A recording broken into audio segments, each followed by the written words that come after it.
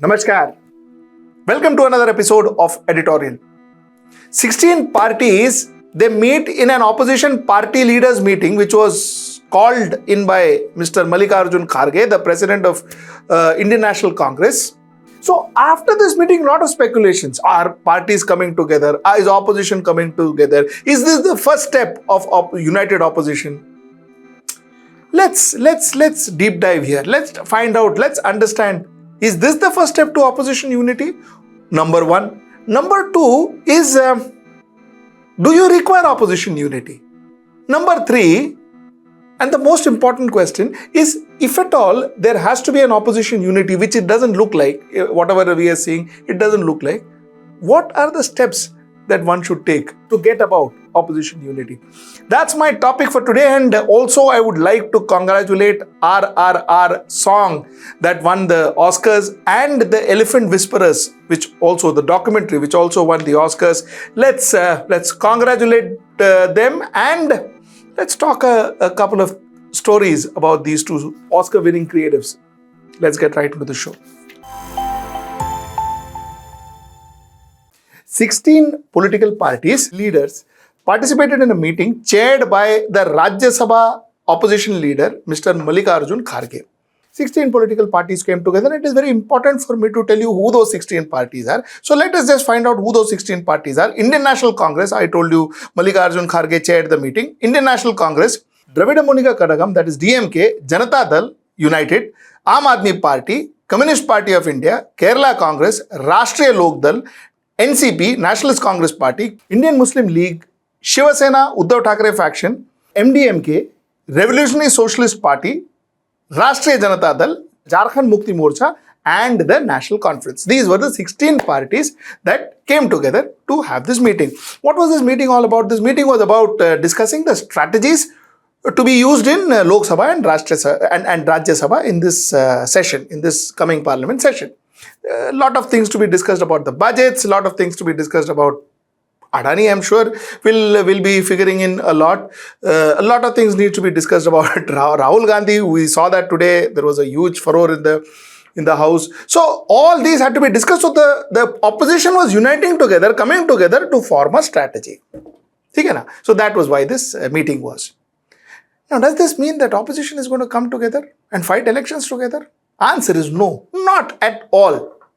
This was a necessary strategy to operate in the houses, in the Lok Sabha and the Rajya Sabha. So to that extent, it is fine. But this it doesn't indicate in any form. I saw it in a lot of media. It doesn't indicate in any form that these parties are going to come together in any form or shape or size. It is not possible. It may not be possible. Possible to kuch bhi hai. But as of now, it doesn't look possible. So that's one thing I wanted to make very clear.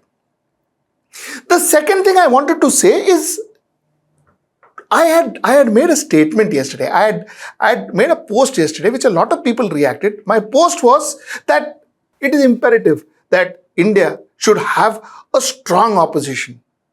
A strong opposition, and until such time that India doesn't have a strong opposition, the hope for having a strong opposition as a democracy should never die in India. This was my post. A lot of people wrote back to me saying that, listen, ये सब तो ठीक है, लेकिन opposition होगा कैसे? How can there be a strong opposition? And why are people not coming together and uniting? Now let me answer the second question first, and then I will answer the first question. I will try and answer the first question. I will give you what I think on this subject. The second question is very simple.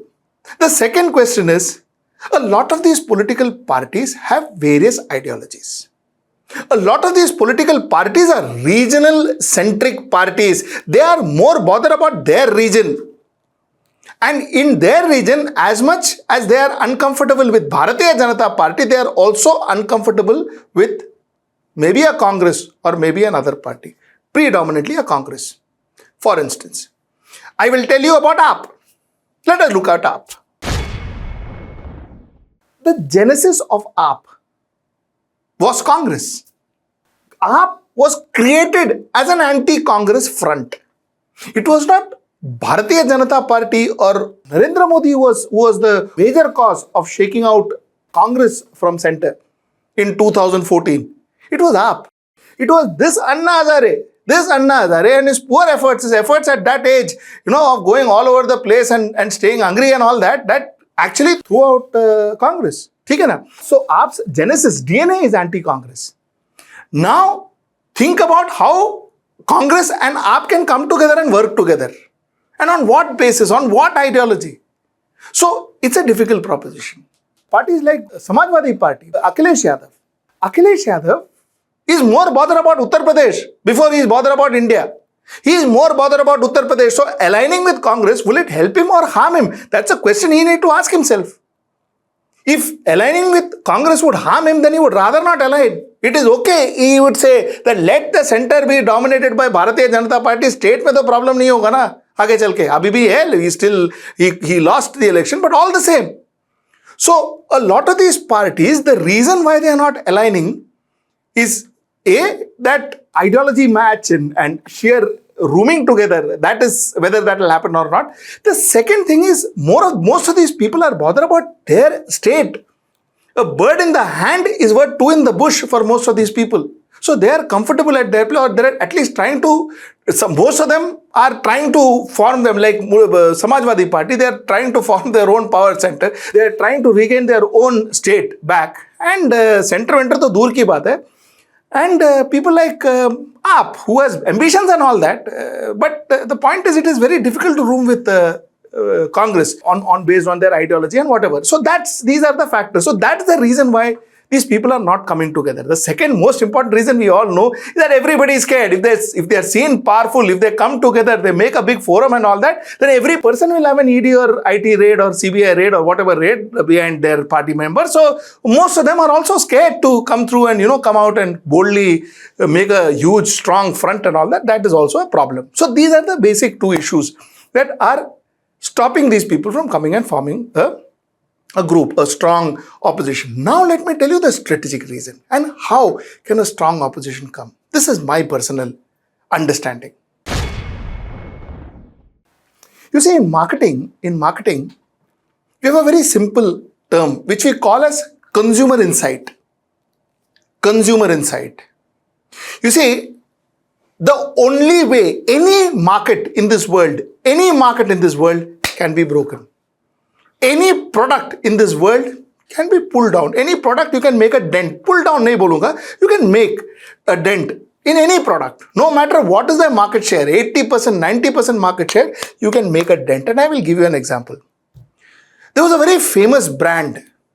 This famous brand was used for your sprains, your swellings. And it was a home brand. It was an OTC product, that is over-the-counter product. So you could go ask a chemist for it, the chemist would give you. This was the brand. It was used for any ooh, ah and ouch, which means any sprain, any swelling, anything, you could use that. ठीक है ना? Complete market leader, dominating Indian market. Then came a new brand. This brand went about, and they say for 2 years, this brand just studied the market. And they realized that this sprain, this swelling, these kind of pains, almost 60% happen in the back area, the back portion of a human being. So back pain consists of almost 60% of all the pains that you may have. Your ankle pain, if you calculate, 60% of the pain is back pain. So while they allowed the other brand to say ooh, ah and ouch, this particular brand said that we are expert when it comes to back pain. And we only deal with back pain.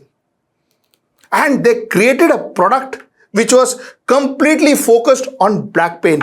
They took a consumer insight, manifested their consumer insight in their communication, and they presented their product based on the consumer insight. Net result? Banged the market leader. Almost took huge amount of market share from the market leader. Why? Because they understood the consumer insight, right? And they made use of that consumer insight.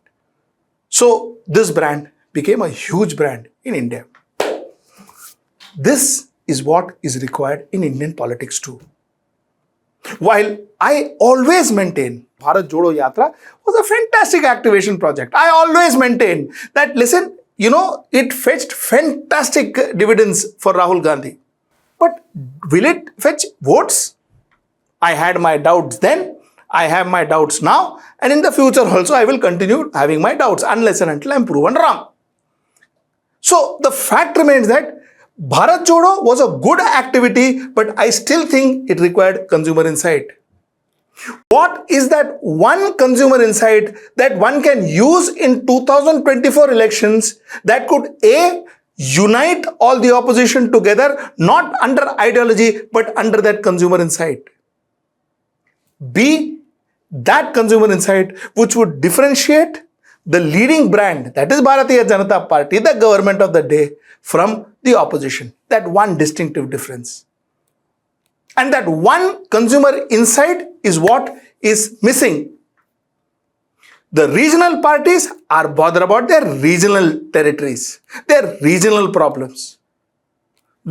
Some other parties like AAP, they change position from place to place. The only common position that they have is freebies, Labharti politics as they call it. It's not seem to be working. It doesn't seem to be working across the country. It worked in Punjab, it worked in Delhi.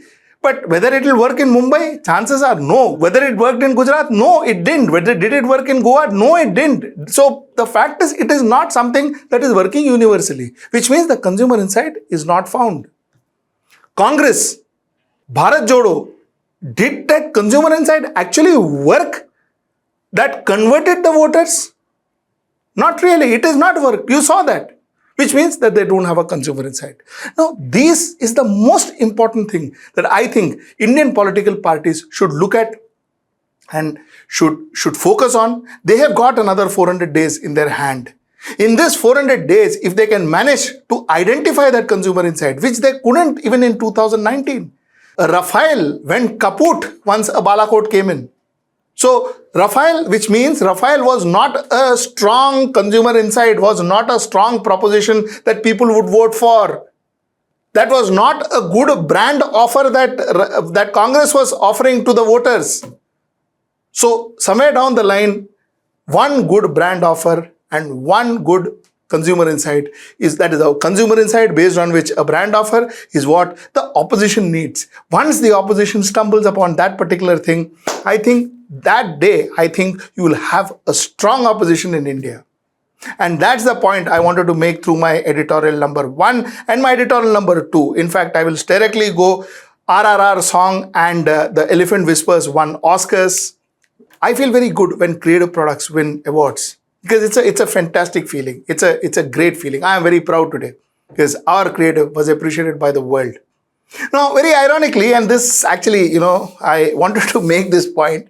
You see, this RRR was threatened by a Bharatiya Janata Party leader in Telangana. His name is, he's a unit president of Telangana called Bandi Sanjay.